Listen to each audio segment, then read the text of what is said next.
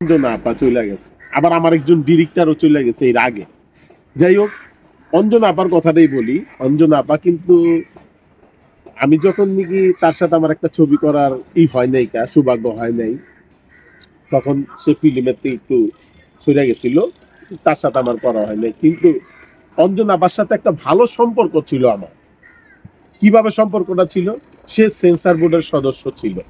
তো সেন্সার বোর্ডে কিন্তু আমার ছবিটা দেখতো, সেন্সারে গেলে কিন্তু সদস্যরা কিন্তু সবাই কিন্তু বৈশাখ ছবিটা দেখতো। তো দেখার পরে যখন যেই কোনো অনুষ্ঠানে আসতাম, আসার পরে কিন্তু আমাকে অঞ্জনা ভাই জিজ্ঞেস বলতো, হাসমত তোমার একটা ছবি দেখাইলাম, ভালো অভিনয় করছো। দেখেন এইটাই কিন্তু পাওয়া। আমাদের রুজিনা আপা কিন্তু যে কোনো অনুষ্ঠানে যাইতাম, রুজিনা আপা কিন্তু সেন্সার বোর্ডের সদস্য ছিলেন। তো অঞ্জনা আপা কিন্তু হাসি দিয়েই কথা বলতেন, তার সাথে ছবি করি নাই সেই জন্য কোনো আফসোস নাই, কিন্তু সে যখন হাসি দিয়া ছবিটা দেখা, হাসি দিয়ে আইসা যখন বলতো যে হাসমত তোমার একটা ছবি দেখে আসলাম, ছবিটা ভালো অভিনয় করতো, তখন খুব ভালো লাগতো। সে কিন্তু আমার তার সাথে ওরকম সম্পর্ক ছিল না, সে কিন্তু খুব ভালো মনের একজন মানুষ ছিলেন। সে আমাদের শিল্পীদেরকে অনেক মূল্যায়ন করতেন। তবে সে চলে যাওয়াতে আমরা খুব মর্মাহত। বিশেষ করে মনে করেন শুনছি সে হাসপাতালে পড়ে ছিল, তার হয়তো ওই যে লোক ছিল না দেখার মতো। এটা জানি না কেন তারে টাইম মতো হাসপাতালে নেয় নাই, সেটা আমি বলতে পারবো না।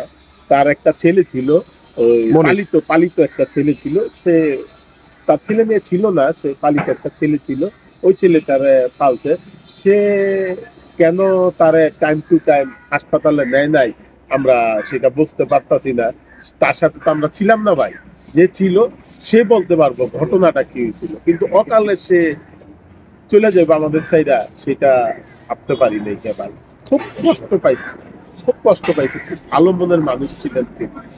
আর যে কোনো অনুষ্ঠানে কিন্তু অঞ্জনা পাইসা নাচতো, ওই করতো, মজা করতো, হাসি মুখটা তার ছিল।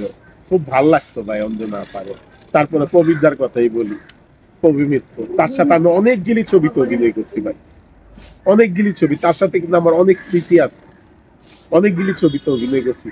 লাস্ট ছবি করছিলাম ডিয়ারিং লাভার, শাকিব খান ছিল ওই লোক, তার ছেলে। তার আল্লাহ তার ব্যস্ত নসিব করুক। কবির দো কিন্তু অনেক কাজ করছে, খুব ভালো মনের মানুষ ছিল। দেখো ওই লোকে, হাসমত কেমন আছো, ভালো আছো, এই পাওয়াটা দেখেন। একটা গুণী শিল্পী, আমরা কিন্তু অনেক জুনিয়র। এই গুণী শিল্পী যখন নাকি বলে সরল হাসমত কেমন আছো, তখন মনটা বইরে যেত ভাই।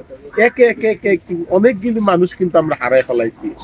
দেখেন মিজু ভাই চলে গেল, আমাদের এই যে সাদিক বাচ্চু ভাই চলে গেল, অস্ত অস্ত অস্ত অস্ত একে একে কিন্তু অনেক মানুষ কিন্তু চলে গেল ভাই আমাদের মাঝ থেকে ভাই।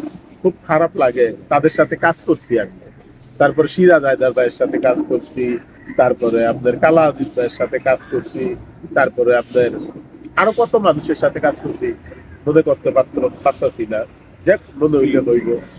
দেখ আল্লাহর কাছে চাই, এইটাই চাই যে আল্লাহ যাতে সবারই ব্যস্ত নসিব করে। আমাদের শিল্পী যত শিল্পীরা আছে, যত খবরবাসী হয়েছে, তাদের সবাই আল্লাহর কাছে এই দোয়াই করি আমরা। দোয়া ছাড়া তার কিছু করতে পারব না, দোয়াই করতে হইব।